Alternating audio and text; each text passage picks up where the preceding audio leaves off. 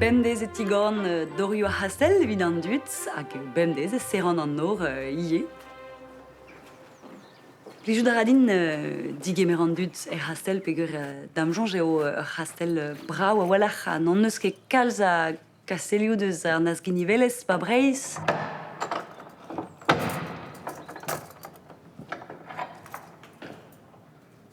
Vechou e tigorn an nor hag neus ket den ebet peogwir eo e kreiz ar zunvez a neus ket kalz a dud, met a vechou e tigorn an nor hag ez eus ugen den dirazon hag on laouen da zugemer an eo hag da laret deo deuit ganin da veladenn ar hastel. Pezh a blij din eo ez da hijina ne manket hirio med a-raok e c'hwezek bet kanvet. Hag a vechou e sonjan e barz an dud a oa o kerzod barz. Hag hirio bar hastel e vezan davad en ul lec'hal d'ur bloavezh all, pa d'an az ginivelez.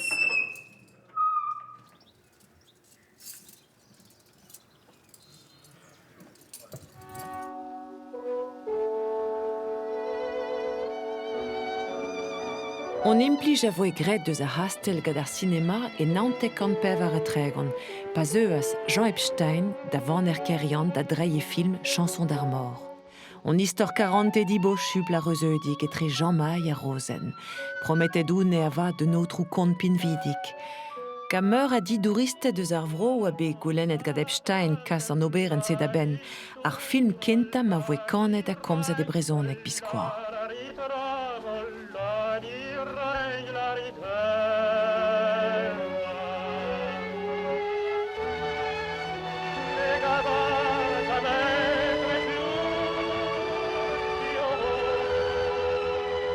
Kalta, de doulendro? Ja, nelen kentium dun.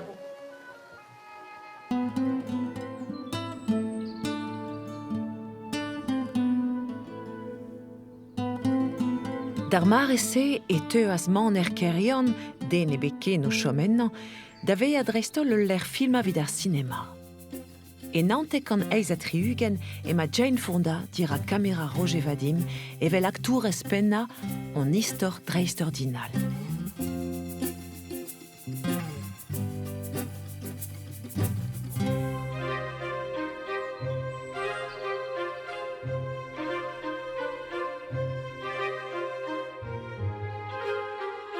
Evit renevezi man kerian e vo galvet Charles Chausse-Pied, tisavour ar monument chou istorel. Biskoa ne voe kaset e raktrez da ben, pada le waret soursi a louz al labourioù malus hag an dihelia denno.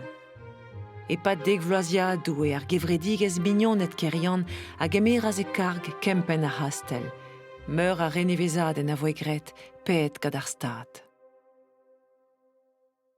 Apes ganta zo begerd eo Antoine zo be kempenet hag eo ar obliget da goudaran do lahe hag an departement yahe noe da vaia e vel just quoi. Da houle zo begerd lama ema ar zal zo ama zo be kempenet da poenseier pour amma zo begerd mer adra an l'accueil ba de hamaner zo be kempenet la mogeriou zo be savet endro pesur e be da gavet da goeha di bin bet tu je vais regarder quoi. D'adultes à nous, on a tous des hauts, mais on est content d'aller au bar laborieux qui se regarde, mais quand on a des hauts, mais c'est à voir qui rentre au regarde. Mais là, il y a des hauts, mais est-ce qu'il y a vraiment une guerre de hal? On a un dispute, mais ça quoi.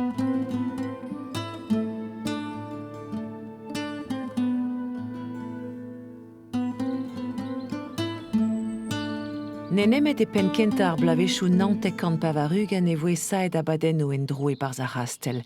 Dre atis Jacques de Menou, a oa kuzul ir kanton d'ar marese. E touez an ar vestou neve e talc'h a c'hoariva ur plas a bouez, da heul an engoun a oa bebolchet e pad blavechou ar bleunbruk. A pessoari kenta oa e galek fet e lejant de Kerjan hag e brezhoneg oa istor kerian hag e zo bet padet pev ar bloaz, pad an an, quoi, etre miskwere a miseos. J'ai visité Kerjan pour la première fois en 1834. Pauvre Kerjan, sortant alors d'un demi-siècle de souffrance. Da ostrola da yoa tud o Chensha, en dud à Dreus à Chastel. Dans la barre deo en historiour de Kerdanet, de ce snaven, à Guilleneué, furlukin, bouffon. Nous passerons par les grands escaliers. 700 marches. J'espère que vous êtes en forme. Nous irons dans les combles, c'est tout petit. Je vous ferai voir mes appartements. Par la petite lucarne, nous irons sur la crête du toit. Et nous marcherons à la queue quand nous serons heureux. Et la visite démarre par ici. Allez hop, à la queue.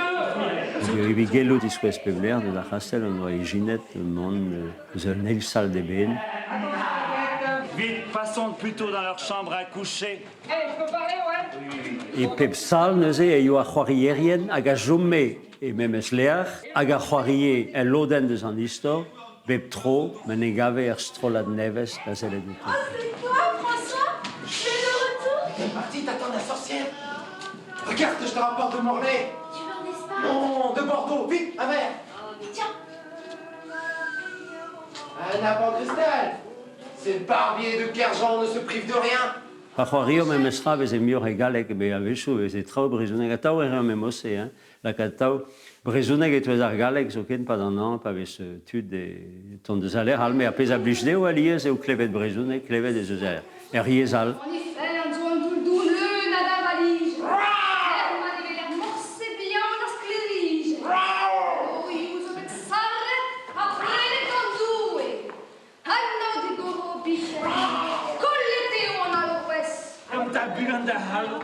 Ahé d'Ombardro Mestra, une très grande bénag, et après l'amour, elles obéissent, mais plus de réacage dans le Ben non, mais leur nourriture, elle sort du même four. ça doit remma doit évident d'un histoire dre à Juari, dre en dudi quoi, plus jandur au velé de Juari, à velé de vues beo endro à Castel beo endro gan tut speb mare au veva et bars quoi. Enfermée avec ma sœur, la comtesse de Launay, au château de Brest, nous voyions partir tous les jours les charretiers de la mort. Citoyenne Quatancourt et le lait, vous répandez le venin, vous érigez en devoir et en vertu l'horreur pour le nouveau régime, le mépris pour les autorités constituées, le tribunal révolutionnaire. Toutes deux a été décapité ce jour. Le 17 juin 1794, elles furent toutes deux décapitées à Brest. Elles avaient 70 et 65 ans. Oh ben alors... Che navo de ortandistro.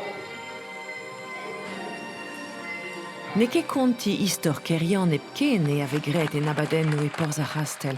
Drele donna don temo e kendal kerian gade gefridi. Rei da vellet ad aglevet se venadur breiz. E lakat gweller varvel dre abadenno beu, vareon. Dresser peso a bekroge dober da varier blunbruk.